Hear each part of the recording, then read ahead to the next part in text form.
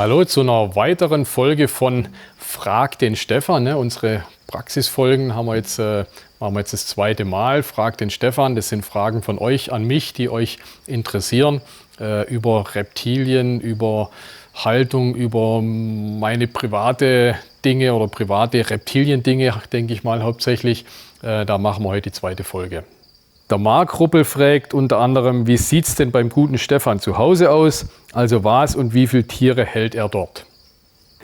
Also hier mein Haustier zu Hause, das ist hier der Raspi, der oder die, ich weiß gar nicht, ich glaube, was ist das Mädchen, die ist jetzt auch schon, ich glaube, 13 oder 14 Jahre alt, hat meine Frau damals sozusagen in unsere Ehe mitgebracht. Das ist mein einziges Haustier, was ich daheim noch habe. Ich wohne ja direkt hier neben Geschäft und wenn ich den ganzen Tag hier 10, 12 Stunden mit Reptilien zu tun habe, dann brauche ich daheim nicht auch noch welche. Und deswegen hier die Katze, das einzigste Tier, was wir zu Hause haben. Hund hätte ich eigentlich auch gern oder hatte ich früher, aber habe auch gar keine Zeit dafür. Und deswegen nur den Raspi hier. Tobias Clement schreibt, mach doch mal eine Folge, die sich mit der Haltung von Baumwaranen beschäftigt. Sagen wir generell, wir können eigentlich immer nur Reptil-TV-Folgen machen über Tiere, die wir halt da haben oder die jemand in unserem Bekanntenkreis hat und züchtet. Oder es ist ja auch ganz gut, wenn es nicht nur ein Tier da ist. Also ab und zu haben wir auch mal so kleinbleibende australische Warane oder sowas. Das sind dann aber Einzeltiere. Ich kann dann auch nicht wahnsinnig viel dazu sagen, weil wir züchten die. Also ich züchte keine australischen Warane jetzt in dem Fall oder Baumwarane wären ja irgendwie so Smaragdwarane oder sowas. Ich züchte die nicht, ich kenne mich da zu wenig aus, deswegen tue ich mich schwer, da eine Folge drüber zu machen. Wenn ich jemand weiß, der die hält und züchtet, zu dem wir nach Hause gehen können, der einigermaßen, wenn es geht, hier im süddeutschen Raum ist, dann machen wir das natürlich gern. Haben wir ja auch schon so Folgen in der Art gemacht, dann gehen wir dorthin und zeigen das dort. Aber einfach nur, hier ist ein australischer Waran und jetzt erzähle ich ein bisschen was drüber. Da denke ich, ist mein Hintergrundwissen einfach zu gering und dann will ich es einfach nicht machen, um einfach deswegen aus dem Buch vorzulesen, was drinsteht.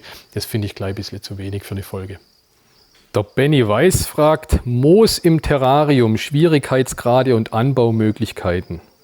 Ihr könnt sicherlich draußen im Wald auch Moos holen, das Plattenmoos oder sowas, kann man auch fürs Terrarium verwenden. Müsst ihr vielleicht gleich mal gucken, da sind natürlich auch oft irgendwelche Käfer oder Sachen drin, dass er deswegen ausklopft, ausschüttelt. Ich denke, von der Hygiene her ist definitiv zu verantworten, wenn er das in der Natur holt. Was wir für uns als optimale Möglichkeit empfinden, ist dieses neuseeländische Sphagnum-Moos, so ein Ziegel. Wenn man den mit Wasser aufweicht, kommen da 8 Liter Moos raus. Sieht dann so aus wie das hier in der Hand. Hält die Feuchtigkeit wahnsinnig gut. Das Ganze wirkt so antifungizid. Das heißt, es bildet sich dann auch in der Regel kein Schimmel, wenn nicht irgendwoher anders eine Verunreinigung herkommt. Es gibt verschiedene Qualitäten. Das Beste ist das Neuseeländische. Das ist ein bisschen teurer vielleicht wie das andere, hält sich aber viel länger, ist viel sauberer, viel langfasriger. Kann ich euch absolut empfehlen.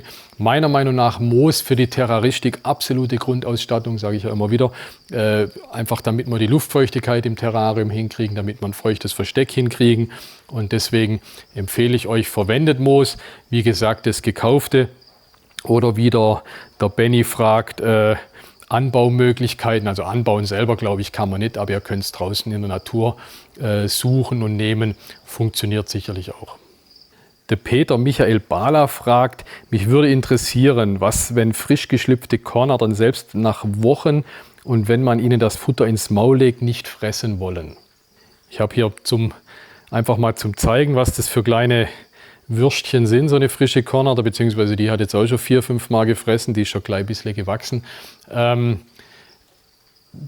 Grund, wieso das Tier bei dir nicht frisst, also meine erste Antwort auf diese Frage ist meistens, ob du die Kornadern alle einzeln hältst oder ob die beieinander sind. Wirklich ein ganz wichtiger Aspekt ist, wenn du 10 Kornader-Babys hast, du musst jede Kornader oder jedes Kornader-Baby einzeln halten. Ja? Du brauchst 10 kleine Terrarien oder 10 kleine Boxen. Du musst wirklich jedes Tier einzeln halten. Wenn ich das den Leuten erkläre, dann kommt ja, aber zum Füttern habe ich sie alle einzeln. Es geht nicht darum, ob du sie zum Füttern einzeln hast. Du musst sie wirklich permanent alleine halten, weil auch in der Natur die Schlangen am liebsten alleine sind. Sind die zu zweit, zu dritt, haben die einen gewissen Stress untereinander und fressen einfach nicht so gut. Ja? Also der erste Schritt, du hast 10 Babys, du brauchst 10 kleine Terrarien, wo du die 10 Tiere schön mit Versteck und so weiter, alle 10 schön einzeln hältst. Der nächste Punkt ist, eine Kornatter frisst lieber lebend wie tot oder die meisten Schlangen fressen am Anfang lieber lebend wie tot. Also du brauchst lebende Babymäuse, die du da reinschmeißt. Ja? Nicht mit Toten probieren, weil du halt nichts anderes kriegst. Du musst wirklich schauen oder dann gegebenenfalls selber züchten. Du brauchst lebende Babymäuse. Die ersten 1, 2, 3 Fütterungen fressen sie viel besser, wenn du lebend fütterst. Du kannst es natürlich mit Toten probieren. Wie gesagt, wenn du jetzt 10 Kornatter Babys hast, vielleicht gehen auch 5 Stück an die Toten ran, aber spätestens 3, 4, 5, die 3, 4, 5, die wo ein bisschen schlechter fressen, wirst du letztendlich auf Lebende zurückgreifen müssen. Das sind eigentlich die wichtigen Punkte. Nach meiner Erfahrung, wenn du das so machst, wie ich es gerade gesagt habe, dann fressen fast 10 von 10 oder sagen wir mal mindestens 9 von 10. Wenn du wirklich eine hast, die nicht ans Futter geht, dann auch nicht zu früh anfangen mit Stopfen oder ins Maul legen oder das Tier stressen. Gib dem Tier Zeit, das kann relativ lange dauern, wo sie nicht frisst. Gib dem Tier Zeit, probier es weiterhin. Wie gesagt, probier es mit Lebenden. Und also höchstwahrscheinlich geht sie dann doch eines Tages ran. Das Zwangsfüttern wirklich erst als allerletzte Option. Ich würde mal sagen, bei einem Kornatter Baby so nach frühestens 8 Wochen, 10 Wochen, je nach Temperatur, wie du sie hältst. Wenn du sie extrem warm hältst, brauchen sie ein bisschen mehr Energie. Wenn du eine gute Nachtabsenkung hast, brauchen sie weniger Energie. Aber so nach 8 bis 10 Wochen kommst du vielleicht tatsächlich nicht drum rum und musst sie zwangsfüttern. Aber davor nicht das Tier stressen, das macht alles nur noch schlechter. Der Matteo Bizio fragt, Luftfeuchtigkeit von Nebler bei Schlangen, speziell Königspythons. Ja, Matteo, zum einen, wir hatten mal eine Folge gemacht, auch eine Technikfolge über die Beregnungsanlagen. Da haben wir das schon ein bisschen gezeigt. Trotzdem nochmal generell hier dazu ein bisschen was. Es gibt ja zum einen diese Ultraschallvernebler. Ich muss leider sagen, obwohl wir die auch verkaufen, ich halte nicht wahnsinnig viel von denen. Zum einen, das ist wegen der Spielerei, dann diese Membran, ist ja ein Verschleißteil, geht immer wieder kaputt oder verbraucht sich immer wieder. Und auch der Nebel selber ist so ein komisch kalter Nebel, der den Tieren, glaube ich, gar nicht so gut tut. Wenn man es übertreibt, kriegen die sogar wegen Atemwegserkrankungen und so. Ich kann ehrlich gesagt gar nicht sonderlich zu diesen Ultraschallverneblern raten, beziehungsweise wird sogar tendenziell eher wegen abraten. Was eine ganz gute Sache ist, sind diese Beregnungsanlagen selber, so diese Monsun oder so, die arbeiten mit Hochdruck. Bitte schön warmes Wasser nehmen. Durch das Vernebeln wird das Wasser ein wenig kälter. Gut warmes Wasser nehmen, könnt ihr verwenden. Hintergrund ist ja, oder das wird auch dein Problem sein, wir haben in der Terroristik immer zu wenig oder zu niedrige Luftfeuchtigkeit. Deswegen müssen wir gucken, dass wir im Terrarium die Luftfeuchtigkeit hochkriegen. Deswegen brauchen wir so Sachen. Trotz alledem, je nachdem wie umfangreich oder wie viele Reptilien ihr habt, nach wie vor der gute alte Evergreen sind diese Pumpsprüher. Ich finde es eigentlich fast am besten. Es hat auch den Vorteil, wenn ihr das benutzt, einmal am Tag oder zweimal am Tag reinsprühen in euer Terrarium. Ihr macht das Terrarium auf, ihr schaut drin, ist alles okay, ist irgendwelcher Dreck drin, wie geht es dem Tier, macht es einen guten Eindruck. Das geht ja alles neben Sprühen her. Ne? Ihr pumpt hier, ihr sprüht und nebenher guckt ihr wegen da drin.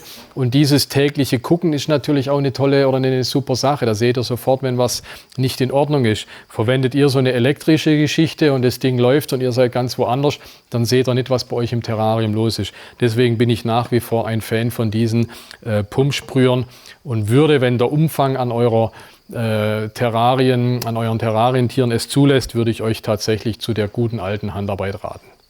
Der Tom Schreiter schreibt, ach ja, und deine eigene Zucht, neue Morphen, die du gezogen hast und was du noch gerne für Morphen von Köbis haben willst und selber züchten willst.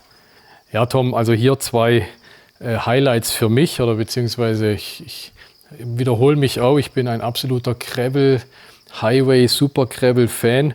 Hier habe ich ein Super Krabbel Pastell in meiner rechten Hand hier. Und hier links, das ist ein Highway Super Pastell. Also so diese ganzen Highway Krabbel Sachen, die faszinieren mich nach wie vor, glaube ich, fast mit am meisten. bin ich ein Riesenfan davon. Das sind so für mich ein bisschen die Highlights. Dann hat man noch einen Spider Highway, sieht auch wahnsinnig toll aus. Bei dem Spider leider der Spider-Tick ja drin, deswegen habe ich den jetzt auch nicht mal gezeigt. Mit Spider ist in letzter Zeit die Frage, soll man mit Spider weiterzüchten oder nicht. Aussehen tut er auch hammermäßig. Alles so die Richtung, das gefällt mir wahnsinnig. Was ich in Zukunft selber züchten will, natürlich die Sunsets, da will ich weiter dran arbeiten. Ich habe dieses Jahr die Verpaarung Doppelhead Albino Sunset. Was ich hoffe, ein Albino Sunset müsste meiner Meinung nach ein rot-weißes Tier sein. Ne? Also wie ein Albino gelb-weiß ist, denke ich, müsste es beim Sunset eher rot bis orange sein mit weiß. Das ist sowas, wo ich drauf hinarbeite und da mal gespannt bin. Die nächsten geht sicherlich nur 2-3 Jahre, bis ein Albino Sunset kommt. Aber das ist ein Projekt von mir, wo ich mich wahnsinnig drauf freue. Das war jetzt nun unsere zweite Frag den Stefan-Folge. Ich wiederhole mich, ich finde es spannend, ich finde es toll und ich freue mich auf es gibt sicherlich eine dritte Frag den Stefan-Folge und da freue ich mich auf eure nächsten Fragen.